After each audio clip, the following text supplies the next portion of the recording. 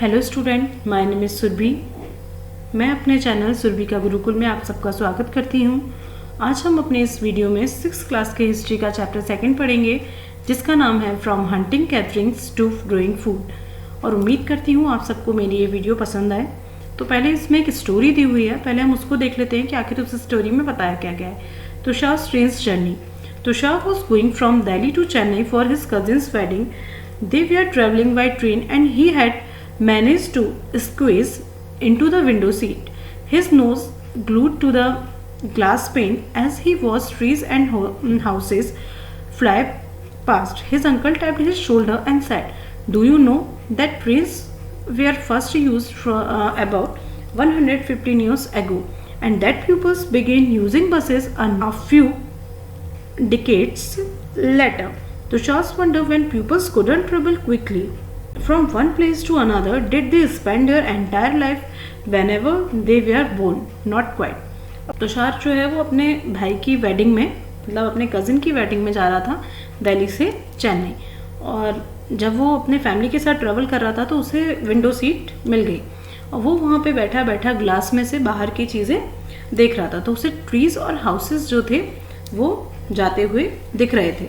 तभी उसके जो अंकल थे उन्होंने उसके शोल्डर पर हाथ रखा और कहा, क्या तुम्हें पता है कि हमने जो ट्रेन्स का यूज़ है वो 150 ईयर्स पहले किया था। मतलब ट्रेन्स चलना स्टार्ट हुई 115 ईयर्स पहले, और उसी के कुछ सालों बाद, मतलब 20 या 30 साल बाद हमने बसेस का यूज़ करना स्टार्ट किया।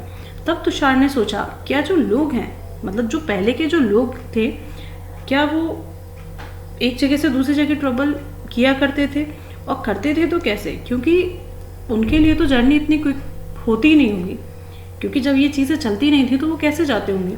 क्या वो जहाँ पे पैदा हुए वहीं पर मर जाते थे? मतलब वो अपनी जो पूरी लाइफ है वो एक जगह पर ही बिता देते थे?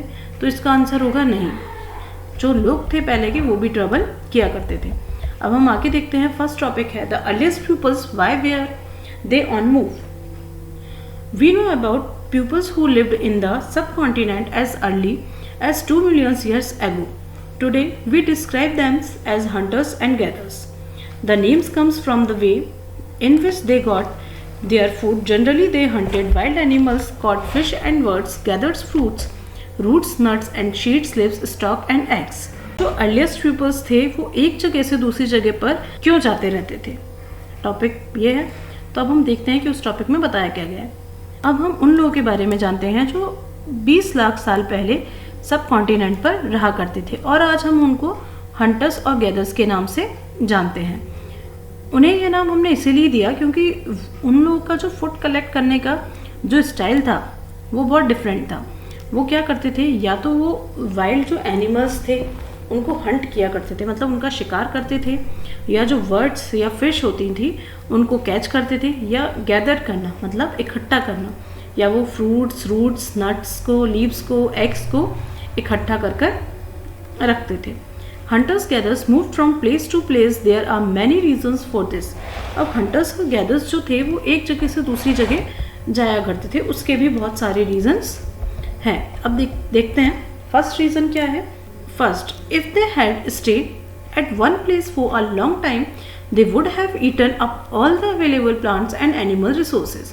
Therefore, they would have had to go elsewhere in search of food. अब फर्स्ट कारण क्या था कि वो इसलिए एक जगह से दूसरी जगह मूव किया करते थे क्योंकि वो जिस जगह पर रहते हैं, अगर वो वहीं पर रहने लगेंगे तो वहाँ के जो उनके लिए जो चीज़ें हैं अवेलेबल खाने के लिए वो एक टाइम पर ख़त्म हो जाएंगी।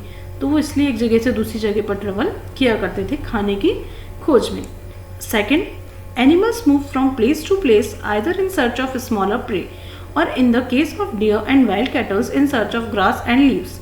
That is why those who hunted them had to follow their movements. अब सेकेंड रीज़न क्या है, जो एनिमल्स थे वो भी एक जगह से दूसरी जगह पर मूव किया करते थे। क्यों?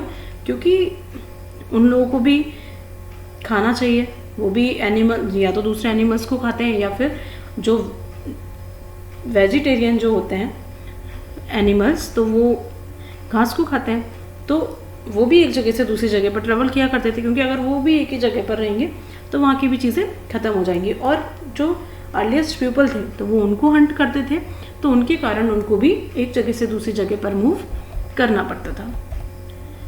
Third, plants and trees bear fruits in different seasons, so pupils may have moved from season to season in search of different kinds of plants। अब देखिए जो फ्रूट्स हैं वो सीजन्स बाय सीजन आते हैं, मतलब अलग अलग सीजन में अलग अलग फ्रूट्स लगते हैं या फ्लावर्स लगते हैं, तो इस कारण से भी सीजन की वजह से भी जो अर्लीस्ट पीपल थे उनको अपनी प्लेस चेंज करनी पड़ती थी। फोर्थ है, pupils, plants and animals need water to survive. Water is found in lakes, streams and rivers. While many rivers and lakes are perennial with water throughout the years, others are seasonal.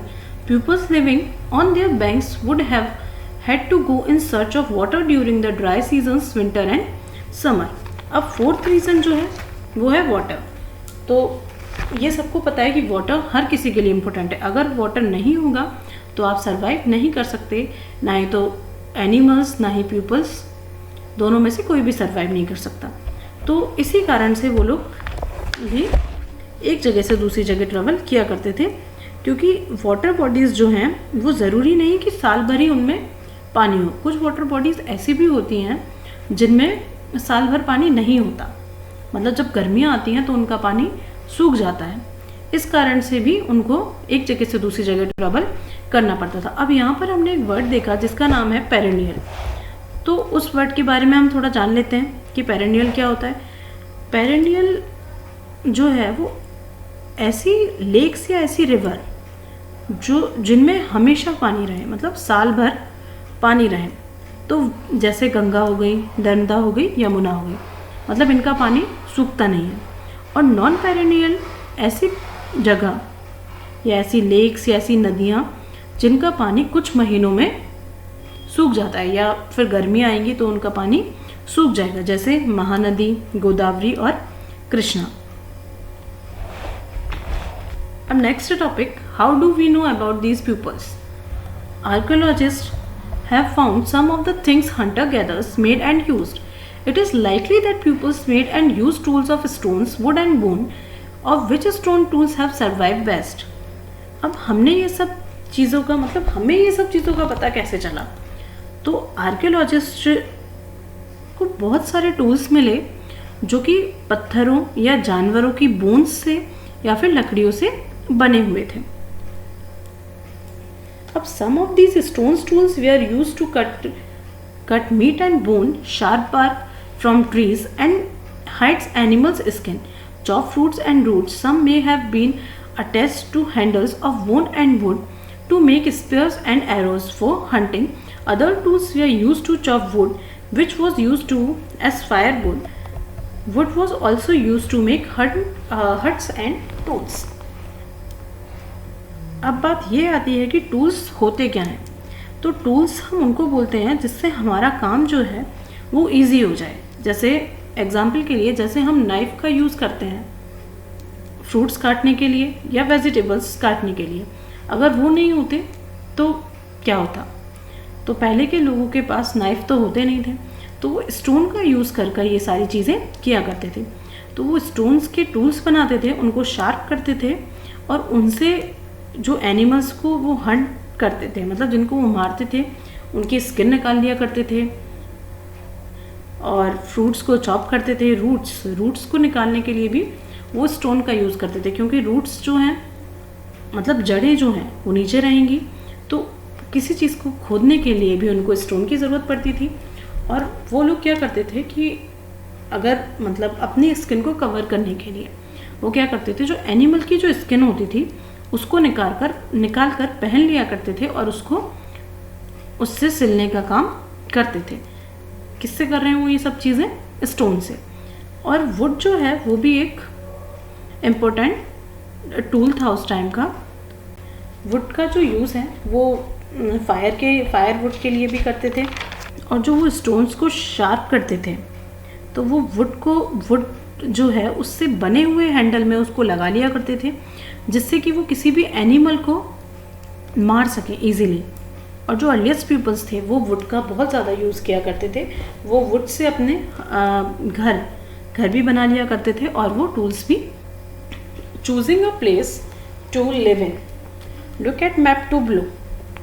All the places marked with red triangle are sites of which archaeologists have found evidence of hunters-gatherers.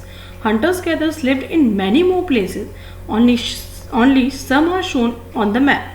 Many sites were located near source of water such as rivers and lake.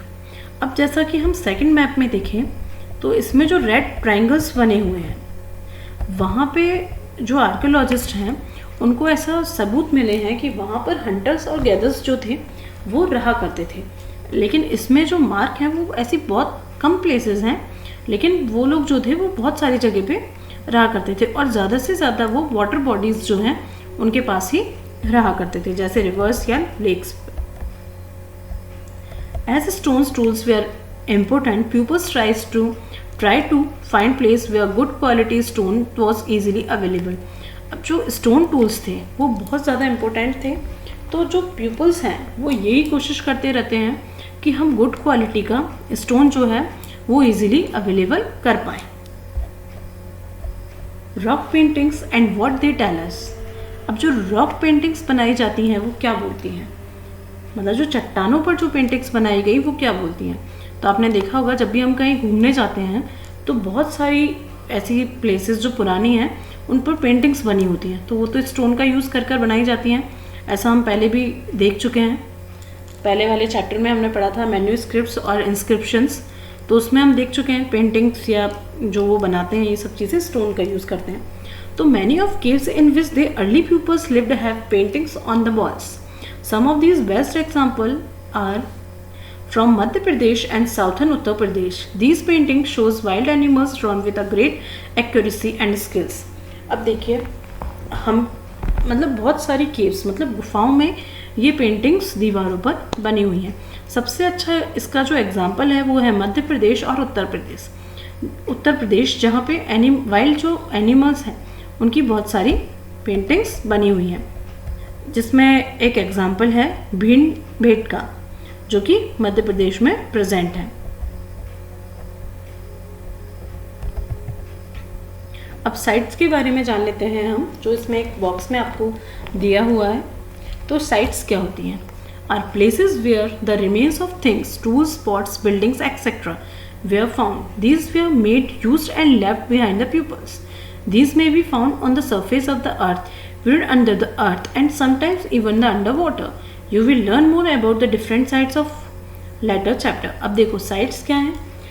कुछ tools या pots या buildings जो आपको मिले कहीं ना कहीं से, अलग अलग places से मिलते रहें, और कुछ या तो वो बनाए गए होंगे या वो यूज़ किए गए होंगे या वो छूट गए होंगे कुछ उनसे, मतलब वो ये हो सकता है वहाँ पे रहते हों, वहाँ से उनके मतलब निशान मिले किसी किसी चीज़ों के. तो या तो वो हमको मिलते हैं अर्थ की सरफेस से या अंडर अर्थ मतलब अर्थ के अंदर से, या फिर अंडर वाटर भी ये सब चीज़ें हमको मिल सकती हैं. तो साइट्स क्या होती हैं और अच्छे से हम आगे वाले चैप्टर्स में पढ़ेंगे. Finding out about fire. Find the Kurnool caves on map 2, page number 13. So trace the ash have been found here. This suggests that pupils were familiar with the use of fire. Fire would have been used for many things as a source of light, to roast meat and the scare away animals. अब ये एक ऐसी place थी जहाँ पे fire के मतलब राख के उनको कुछ क्लूज मिले होंगे. तो ऐसा बोला जाता है कि उस टाइम के जो लोग थे वो फायर से फैमिलियर थे, मतलब वो फायर के बारे में जाना करते थे. तो वो फायर का यूज़ कैसे करते होंगे? लाइट के लिए, या अपना खाना पकाने के लिए, या फिर जो एनिमल्स हैं उनको अपने से दूर रखने के लिए, मतलब वो कोई एनिमल उन पर हमला ना करते इसीलिए.